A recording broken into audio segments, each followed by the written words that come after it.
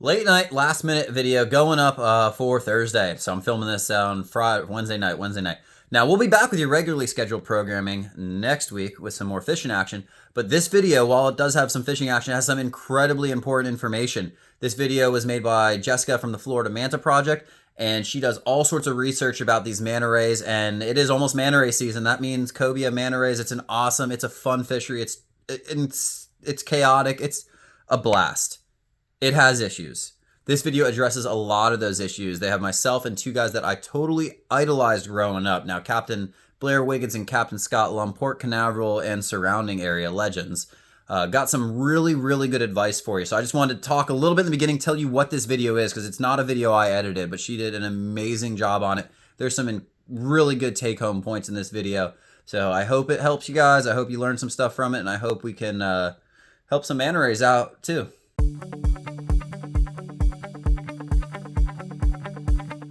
Each year, hundreds of mantas migrate up the coast of Central Florida. These are mostly large adult manta rays, and it's one of the largest aggregations of manta rays in the world.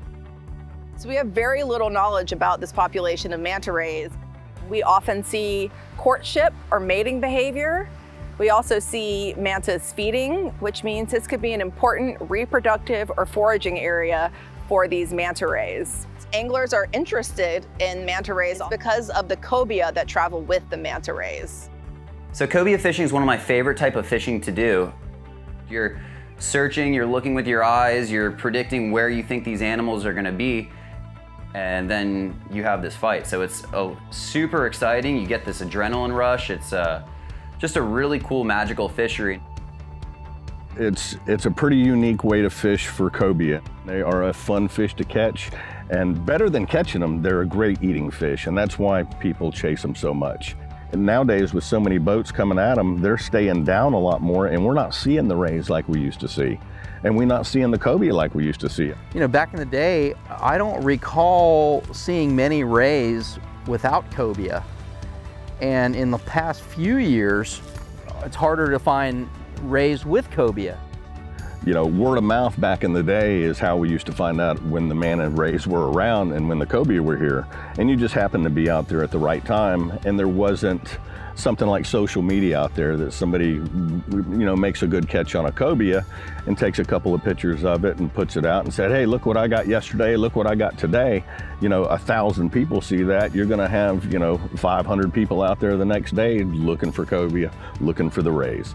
Unfortunately, a lot of those people are gonna be pretty careless and not practicing the right way to approach them and fish them. They don't take the time to approach the cobia right. They don't take the time to make the right cast, because you might have 3 or 4 boats that saw the same manta ray and they're all coming and converging on this ray at the same time. It's not safe, and it's definitely not safe for the manta ray. Globally, manta populations are declining, and they're listed on the U.S. Endangered Species Act as a threatened species.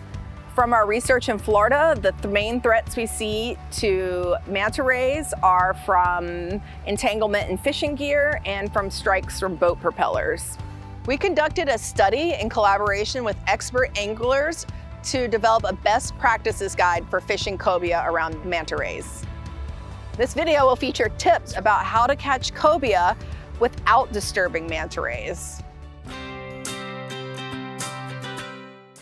You have to approach these animals in a way that you're not disturbing them, because the least disturbed they are, the more calm the cobia is going to be. As soon as a manta ray breaches, everybody races to the manta ray, and he's gone. If you're on plane, just on the throttle, back off, on the throttle, off, that sounds really, really different. You could spook the ray, it'll go down, and along with it going down, the fish are probably going to go down with it. Manta rays travel in schools a lot, and how do you know there's not 5 or 6 more manta rays around when you're zooming up to them? I've heard of people hitting the manta rays. It's not worth it when you see a manta ray breach out there and everybody's converging on that fish. It's, like I said, it's not safe, and it's definitely not safe for the manta ray. Stop, let those guys chase that ray, and wait for another ray to pop up. They're going to be trying that ray a lot. I would like to come kind of parallel with the ray or slightly in front of it with the boat ideally positioned straight off the side of the manta ray. I don't like a change in the RPMs. You wanna keep a distance, come up kind of slow, slowly cruising along and working your way up to rays. You have a really good chance of getting yourself into the right position. That is what we're looking for right there. It's important to notice the behavior of the manta rays. Sometimes they're relaxed, feeding at the surface, and other times they breach and dive back down immediately. When they're doing this behavior, it's very difficult to fish around them, and you just have to exercise patience until they want to stay at the surface. You've made your approach on the ray just right and you're waiting for the ray to come to you. Wait and look and see. If there's no fish around the ray, there's not even any use to cast around it. That's a big ray. No cobes though, no cobes. We're gonna move on, keep looking. If you can see fish, you wanna have the fish between you and the ray. And even if they're on the other side, I would say you can almost always talk them into eating the lure or the bait where you want them to. So if you cast on the far side of the ray, first off, you got a good shot of hooking the ray. Last thing you want to do is cast to the far side of the ray and hook a fish. Now you have a 12-foot animal between you and your fish, and that cobia is going to run to that ray for protection. Practice your casting, get good at it. My boat's over here. I want to make my lure land like right in front of the ray's face, but maybe like 10 feet out. So 10 feet in front of the ray. And what that means is by the time you start reeling, you have no shot of hooking that ray. Usually with the rays, you're finding them up top. So you don't need a real heavy lure. I like the swim baits. It is a sinking bait, but it doesn't bomb down like a 2 or a 3-ounce bucktail. And once that ray gets by you, even if there's a fish on the underside or around that ray, I usually don't even try to make a cast because, you know, the hookup ratio on the manta ray is going to go up tremendously. If you know you're not going to be able to make the cast, don't do it. That's some of the best advice I can give. And if you know you can make the cast, hey, it's going to be, the hookup ratio is going to be a lot better if you take your time and make the perfect cast to that fish. If you throw and you see that it's not going to go in the right spot, put your hand over the spool. Hold that rod really high up and rip it in really fast to try to skip your bait across the surface. That's probably the easiest and most successful way. You're better off ripping that lure in and getting ready and getting into position to make a new cast than you are snagging the ray and probably ruining your chances at any fish on that ray. You know, unfortunately, hookups with rays are going to happen. It's usually right on the front edge of the manta ray where you see 15, 20, 30 lures hanging off of these things, and it's just not a pleasant sight. They look like Christmas trees coming through, and if you ever hooked a ray, they're instantly gone. At that point, it's the ray's going away so fast. So cup your spool as tight as you can and don't try to bend the rod, but point it straight at it. And once it gets tight enough where it feels like everything's going to break, you can give it a little tug. And most of the time, it's going to break right at the knot, and he's not going to have 15, 20 feet of line hanging off of him. You hope that anyway. That's something that manta ray could potentially have to deal with for the rest of its life or get entangled in and have that line cut into it. Long trailing line can become entangled around a ray and cause serious injuries. Manta rays will do these behaviors where they make these loops when they're feeding, and this line wraps around them and can truncate the end of their wingtips. It can truncate the fins coming out of their face, called their cephalic fins. And this can cause real harm and very serious injury to the manta rays.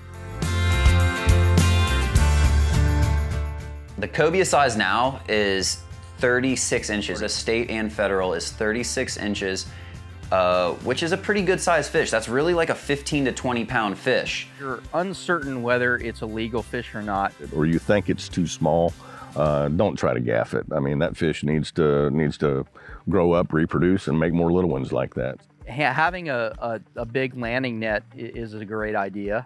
I want to minimize even pulling that fish out of the water if possible. So in the time I've done the manta ray thing, it's always been something that's been like a really tight kept secret amongst anglers. Now, this is coming from a guy that makes YouTube videos for a living. Now, I can tell you, if you saw my manta ray video, there's a really good chance there's no longer manta rays where my video was filmed, because it's just something I kind of hang on to, and that's because just the way social media and everything is now, there's so many people targeting these rays, and I would just say, if you're doing it, Build your own network. Don't use Facebook. Use people that are where you can benefit each other. People do like to brag and they do like to show their catches off, but do it a month later.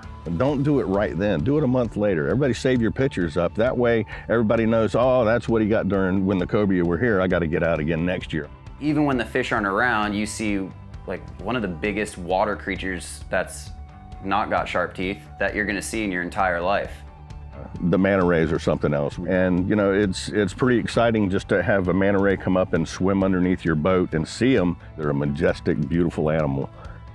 We hope that people will follow these best practices for fishing cobia around manta rays and maintain respectful relationship with other anglers out on the ocean, as well as the cobia and manta rays.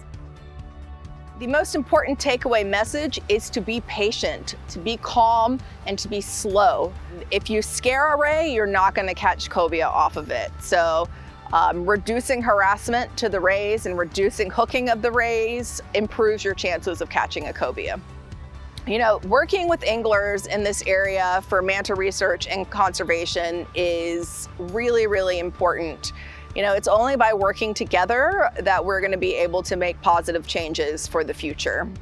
You can contribute to science by reporting your manta ray sightings to the Florida Manta Project. These provide important information about their spatial and temporal distribution that we can use to learn more about them.